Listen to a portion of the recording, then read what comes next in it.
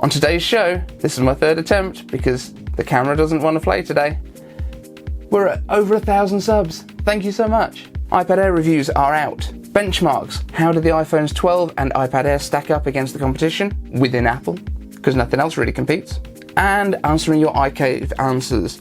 Do you think I should get the iPad Air or the 2018 iPad Pro? And I want to know, is the iPhone 5S still a good phone in 2020? Plus, Notification Squad updates. This is the Apple Daily. So yes, we beat our 1,000 subs. Thank you everyone so much for your help with getting us into sharing us with your Discords, sharing us on Twitter, everything else. It's been a massive, massive help, and I really appreciate every single one of you. Getting over 1,000 subs and 4,000 watch hours means that we unlock certain features. So ads will arrive at some point soon. I'm not going to spam you with ads, don't worry. But I do want to be able to have the channel kind of fund some of the stuff that we review rather than it all coming out of my pocket. So thank you so much. We are going to do a live stream tomorrow. I'm testing a couple of different live streaming platforms probably later today. So if you see the notifications, feel free to drop in if you want to say hi and let me know how it sounds and how it looks. But we're going to be testing OBS and StreamYard. And then tomorrow at the normal premiere time, we should be going live as a live stream. So get in with your questions. If you can't be there live, hashtag iCave answers in the comments here. If you can get there live, I would love to answer your questions and interact live with everyone. On to the show. iPad Air reviews are out. The iPad Air is the real iPad Pro killer, according to MKBHD. The colour's really subtle, and basically if you're using the case, you're not going to notice what the colour is that you've got, so don't worry too much about that. Apple Pencil support, really, really good. Everyone's loving the current design language, the iPad Pro style design. It works perfectly with the iPad Pro accessories, things like the Magic Keyboard and Trackpad case. Apple Pencil, slightly less responsive because it doesn't have the 120 Hz responsive refresh rates. I've never used that, and I've never used Apple Pencil even before, so I'm really excited to try it out with Scribble. Camera-wise, 7 megapixel selfie camera and 12 megapixel main shooter, which is essentially the same as the 2018 iPad Pro had, which is absolutely fine. Most people aren't using their iPads as a main shooter, but that's absolutely cool. Touch ID takes a little bit of getting used to with it being on the power button at the top, but apparently it's not an inconvenience at all. Really pleased about that. I did think missing Face ID from it was going to be a big deal.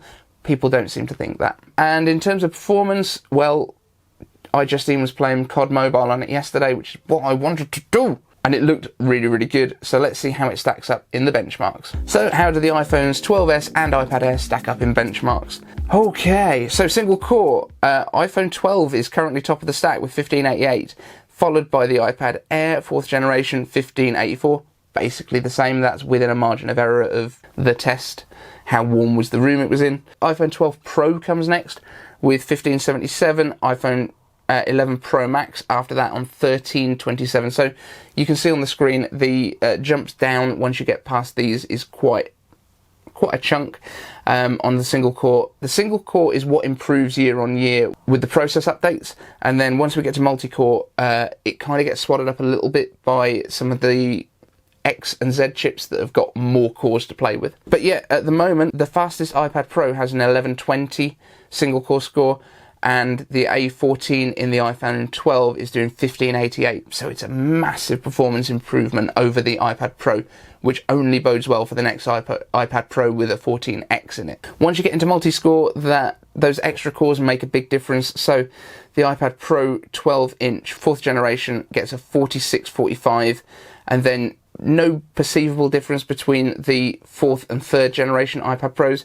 because the processor is the same. It's just with more graphics cores unlocked in the Z version over the X.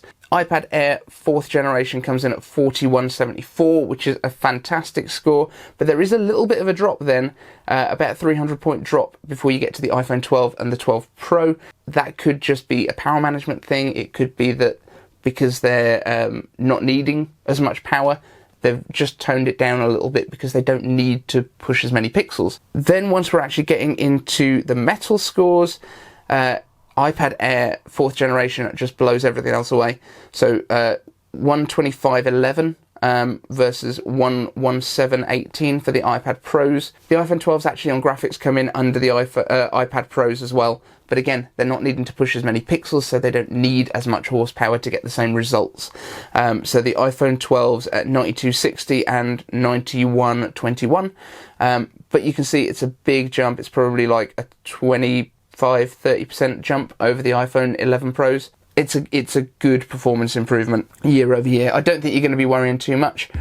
But let's get into the iCave answers. So our first question comes in from Saeed Ismail, who is also Apple Tomorrow on Twitter. He has done a lot of the rendering that we've been using in our previous videos. Do you think I should get iPad Air or 2018 iPad Pro?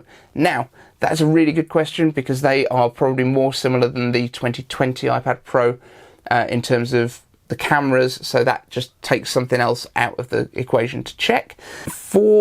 For you, I would say probably go for the 2018 iPad Pro. The reason for that is the 120 Hz ProMotion refresh rate on it is going to make a difference because I know you do a lot of graphics stuff, and if you're going to be using the pencil, especially if you're going to be doing any sort of 3D CAD work or rendering, that's going to make a difference. And that's one of the few things that I didn't really consider before, but having seen people like Dave Lee's review of the iPad Air, because he uses both, he said it's quite noticeable.